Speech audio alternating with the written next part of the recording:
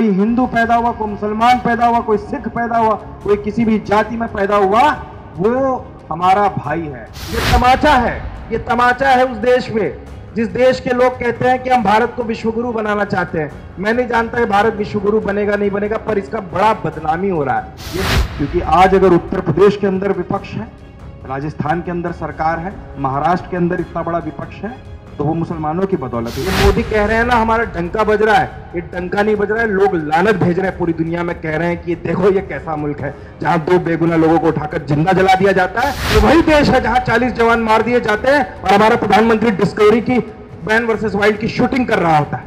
ये उस सोच के कीड़े हैं, लेकिन उस कीड़े का जो जत्था है वो नागपुर में है, आरएसएस का। पैर काट लेंगे पुलिस वालों के, तो वहां तो इनकी हिम्मत नहीं हो रही है। तो जहां जोर चल सकता है कमजोरों पर, वहां के ये जोर आजमाते हैं, वहां ये नोटिस देते हैं। तो पहली बात तो आपको अंदर झांकना पड़ेगा कि आपने अपने अंदर कैसे लोगों को ले रखा है जो इस तरीके का नैरेटिव बनाते हैं कि किसी टोपी वाले को मंच पर मत बैठाओ, या मेवात की जो कल्चरल टोपी है वो पहन लिया, वो ट्वीट को डिलीट कर दो, वो फोटो को हटा दो, इससे मामला पोलराइज हो जाएगा। तो डॉक्टर मिराज साहब ने कह दी है और मैं यहाँ काफ़ी देर से लोगों को सुन रहा हूँ, तो एक लड़ने का जज्बा नज़र आता है, देश के आइन के प्रति एक मोहब्बत नज़र आती है, और मुझे नहीं लगता इससे ज़्यादा कुछ हो सकता है हमें इस देश के लिए जो करना पड़े। हालांकि ये जितने भी नाम हैं ये चंद नाम है, लेकिन मैं मानता हूँ कि इससे ज़्यादा कई नाम होंगे जो शायद अखबारों के पन्नों तक नहीं पहुँच पाते होंगे, हमारे फेसबुक के पोस्ट में नज़र नहीं आते होंगे, शायद किसी ट्विटर में नज़र नहीं आते होंगे, लेकिन ऐसी घटनाएं रोज़ हो रही हैं। बहुत सारे लोग नहीं डर के मारे नहीं बोल पाते क्योंकि एक तरीके का प्रशासन उनके ऊपर दबाव बनाता है। जैसे मैंने यहाँ देखा एक शांति भंग का नोटिस भेजा गया, और हरियाणा में वहाँ महापंचायत हो रही है, कहा जा रहा है कि आपके पैर काट लेंगे पुलिस वालों के, तो वहाँ तो इनकी हिम्मत नहीं हो रही है। तो जहाँ जोर चल सकता है कमजोरों पर, वहाँ के ये जोर आजमाते हैं, वहाँ ये नोटिस देते हैं। और देखिए, ये लड़ाई सिर्फ नासिर जुनैद की नहीं है, ये लड़ाई इस मुल्क के 95-97% लोगों की लड़ाई है जिनके ऊपर लगातार जुल्म हो रहा है। ये जो मोनू मानेसर जैसे लोग हैं ये सिर्फ प्यादे हैं, ये उस सोच के कीड़े हैं, लेकिन उस कीड़े का जो जत्था है वो नागपुर में है, आरएसएस का, वहीं से वो निकल रहा है। ये मोनू मानेसर लोग भी अब जब इनका इस्तेमाल हो जाएगा तो इनको भी कचरे की तरह बहा दिया जाएगा, इनका भी हिसाब कर दिया जाएगा। ये लोग समझ नहीं रहे हैं कि इनका दुरुपयोग हो रहा है, इस्तेमाल हो रहा है। और मुसलमानों के खिलाफ एक प्रकार का जो नफरत, जैसे लोग बोल रहे हैं ना कि 2014 के बाद मोदी आए तो मुसलमानों के प्रति एक नफरत फैली, नहीं, मैं आप लोग को सच्ची बात बताता हूं, मुसलमानों से नफरत करना ये संस्कार का भी हिस्सा है। बहुत सारे घरों में ट्रेनिंग दी जाती है बचपन से, तो बड़ा होकर आदमी जब दोस्त बनाता है, बड़ा होता है, उसके जैसे एक्सपीरियंस होते हैं, उस तरीके से सीखता है कि नहीं, माँ बाप झूठ बोल रहे थे, चाचा चाची झूठ बोल रहे थे, ये तो ऐसा नहीं होता।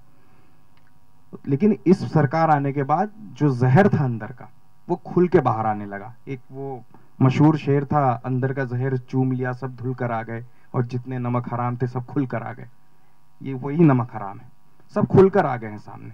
और मैं तो इस देश के दलितों पिछड़ों से कहना चाहता हूं कि आपको इस देश के मुसलमानों के साथ खड़ा होना पड़ेगा, नासिर जुनैद के साथ खड़ा होना पड़ेगा, क्योंकि आज अगर उत्तर प्रदेश के अंदर विपक्ष है, राजस्थान के अंदर सरकार है, महाराष्ट्र के अंदर इतना बड़ा विपक्ष है, तो वो मुसलमानों की बदौलत। इसमें उनको क्रेडिट देने से किसी को पीछे हटने की जरूरत नहीं है।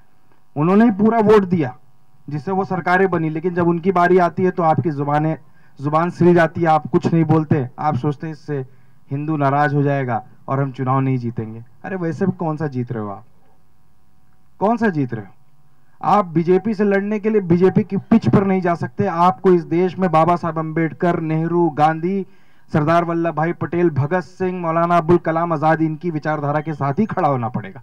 आप अगर गोलवलकर की विचारधारा पर, सावरकर की विचारधारा पर जाएंगे तो आपको मुंह की खानी पड़ेगी जो आप ये खा रहे हैं इस साल से देश में। मुझे अभी भी याद है, गुजरात का चुनाव था, मैं जर्नलिस्ट था और मैं गुजरात का चुनाव कवर कर रहा था। यही जो सेकुलर पार्टी है हमारे देश में, कांग्रेस, इसके बोर्ड रूम में बोला गया कि कोई भी टोपी वाला मंच पर नहीं बैठना चाहिए। क्यों नहीं बैठना चाहिए? क्योंकि गुजरात एक पोलराइज स्टेट है और ये अगर टोपी वाले दिखेंगे तो हिंदू नाराज हो जाएंगे। आपको क्या लग रहा है, आरएसएस, बीजेपी तो अभी 10 साल हुआ ना के पावर में, आरएसएस 1925 से है इस देश के अंदर, कांग्रेस आजादी के बाद से राज कर रहा है, आरएसएस फिर भी पनप रहा है। तो पहली बात तो आपको अंदर झांकना पड़ेगा कि आपने अपने अंदर कैसे लोगों को ले रखा है, जो इस तरीके का नैरेटिव बनाते हैं कि किसी टोपी वाले को मंच पर मत बैठाओ, या मेवात की जो कल्चरल टोपी है वो पहन लिया, वो ट्वीट को डिलीट कर दो, वो फोटो को हटा दो, इससे मामला पोलराइज हो जाएगा। ये जो मैं कहता हूँ, क्या मोहब्बत की उस दुकान में जुनैद और नासिर आते हैं कि नहीं आते हैं, इसका जवाब राहुल गांधी जी को देना चाहिए। और सिर्फ राहुल गांधी जी को नहीं, इस देश के अंदर जितने भी लोग सेकुलरिज्म का दम भरते हैं या कहते हैं कि हम इस देश में सेकुलरिज्म की लड़ाई लड़ रहे हैं, और सेकुलरिज्म कोई प्रोडक्ट नहीं है कि आपने अपने पार्टी के बैनर पर डाल दिया और वो सेकुलरिज्म हो गया। सेकुलरिज्म आपके जमीर की बात है, आपका जमीर सेकुलर होता है। और सेकुलरिज्म क्या कहता है कि आप किसी के बर्थ आइडेंटिटी, किसी के जन्म, कोई हिंदू पैदा हुआ, कोई मुसलमान पैदा हुआ, कोई सिख पैदा हुआ, कोई किसी भी जाति में पैदा हुआ, वो हमारा भाई है। क्योंकि जब हम भारत के आईन को पढ़ते हैं तो उसका पहला शब्द है कि हम भारत के लोग। वो ये नहीं कहता मैं भारत का लोग, वो कहता हम। जब हम कहते हो तो हम में ये एक या दो नहीं आते, हम में करोड़ों लोग आते हैं, और हम में आप भी आते हैं, हम ये भी आते हैं, आप भी आते हैं, सब आते हैं। और ये जितने भी लोग खड़े हैं ये हम का हिस्सा है। अगर उस हम में से अगर नासिर और जुनैद को निकाला जाएगा तो ये भारत के संविधान का एक तरीके से उसको खंडित करने का काम होगा। तो एक आदमी को भी अगर इस देश के अंदर न्याय नहीं मिलता, आप देखिए रोहित वेमुला का मामला हैदराबाद में हुआ, उसके हत्यारों को प्रमोशन मिला, बड़ा बड़ा मंत्रालय मिला। महाराष्ट्र के अंदर मोहसिन शेख का पहला मॉब लिंचिंग इस सरकार के अंदर हुआ था। पुणे के अंदर एक इंजीनियर था मोहसिन शेख, 19 साल का, उसकी मॉब लिंचिंग हुई। हिंदू सेना नाम का धनंजय देसाई नाम का एक आदमी था, उसके संगठन ने उसकी मॉब लिंचिंग की, और उस समय की एनसीपी और कांग्रेस की सरकार थी, कोई ज्यादा कार्रवाई हुई नहीं। मोहसिन के वालिद साहब मेरे से बहुत बात करते थे क्योंकि मैं उस समय रिपोर्टर था, उनकी बहुत सारी रिपोर्टें करता था। महाराष्ट्र के पब्लिक प्रोसिक्यूशन ने उनका केस लड़ने से मना किया उस समय, और वो केस का लड़ने वाला कौन था? उज्जवल निकम। उज्जवल निकम जो कसाब के खिलाफ केस लड़ा था, वो आरएसएस का बेसिकली आदमी है, और उसने मना कर दिया कि वो मोहसिन शेख का केस नहीं लड़ेगा सरकार के खिलाफ से। लेकिन कैसे भी करके हम लोगों ने किसी तरीके से वकील का अरेंजमेंट किया। आज मोहसिन नहीं है, आपको पता है, उनके वालिद गुजर गए, उनकी अम्मी गुजर गई, और उसको न्याय नहीं मिला। मोहसिन 19 साल के, और उसके आरोपी धनंजय देसाई को कोर्ट ने बाइज्जत बरी कर दिया। ये तमाचा है, ये तमाचा है उस देश में जिस देश के लोग कहते हैं कि हम भारत को विश्वगुरु बनाना चाहते हैं। मैं नहीं जानता है भारत विश्वगुरु बनेगा नहीं बनेगा, पर इसका बड़ा बदनामी हो रहा है। ये मोदी कह रहे हैं ना हमारा डंका बज रहा है, ये डंका नहीं बज रहा है, लोग लानत भेज रहे हैं पूरी दुनिया में, कह रहे हैं कि देखो ये कैसा मुल्क है जहां 2 बेगुनाह लोगों को उठाकर जिंदा जला दिया जाता है और प्रधानमंत्री चुप रहता है। ये वही देश है जहां 40 जवान मार दिए जाते हैं और हमारा प्रधानमंत्री डिस्कवरी की मैन वर्सेस वाइल्ड की शूटिंग कर रहा होता है। ये वही देश है जहां 10 रुपया सिलेंडर का बढ़ जाने पर स्मृति ईरानी रोड पर आ जाती थी, आज 50 रुपए बढ़ा है, लेकिन कोई छू करने को तैयार नहीं है। इस देश के अंदर अडानी अंबानी जैसे लुटेरे इस देश को लूटने का काम कर रहे हैं। बैंकों का पैसा नीरव मोदी जैसे लोग, मेहुल चोकसी लोग लेके भाग रहे हैं। लेकिन अगर आप 5000 रुपए का भी आप कर्ज ले लो ना बैंक से, अगर वो ना चुका पाओ तो आपके आके गांव भर में आपकी बेइज्जती करने का काम वो बैंक करता है। लेकिन ये अरबों खरबों रुपए देश का लूट रहे हैं, लेकिन उस पर कोई कुछ नहीं बोल रहा। ये देश को बर्बाद करने का काम कर रहे हैं। ये कह रहे हैं ना भाजपा 2050 तक रहेगी, यानी ये बता रहे हैं कि 2050 तक देश बर्बाद हो चुका होगा, उसके बाद कोई जरूरत ही नहीं होगा इस देश के ऊपर राज करने का। तो मैं अभी भी, और खासतौर पर मुस्लिम तो जागे हुए हैं, मैं दलित पिछड़ों को एक संदेश देना चाहता हूं। भाई इस देश को बचाने के लिए दलित, पिछड़ा, मुसलमान, हमारे सिख भाई, सरदार भाई, ईसाई भाई, पारसी भाई, ये सभी लोग अगर साथ आएंगे तभी ये मुल्क बचेगा।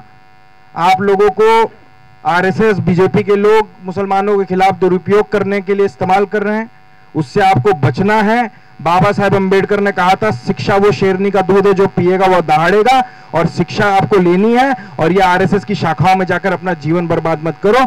आपको अगर बनना है तो प्रोफेसर बनो, टेररिस्ट मत बनो। और आरएसएस के लोग, बजरंग दल के लोग, ये मोनू मानेसर जैसे लोग, ये किसी टेररिस्ट से कम नहीं है।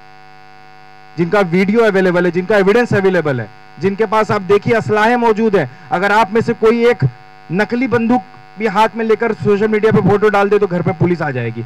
लेकिन ये इतने ऑटोमेटिक वेपन्स जो अलाउड ही नहीं है आम आदमी के लिए, वो सारे वेपन लेकर ये किसकी शय पर काम कर रहा है? तो मैं तो बस कहूँगा, अब ये हम कुछ बोलेंगे तो ये कहेंगे कि ये पाकिस्तानी लोग हैं, ये अफगानिस्तानी लोग हैं, ये तालिबानी लोग हैं। तो मैं इनका अपनी बात सिर्फ इतना ही खत्म करूंगा कि रगों में दौड़ता लहू ईमान वाला है और जालिम समझता है पाकिस्तान वाला है। इनकलाब जिंदाबाद, जय भीम।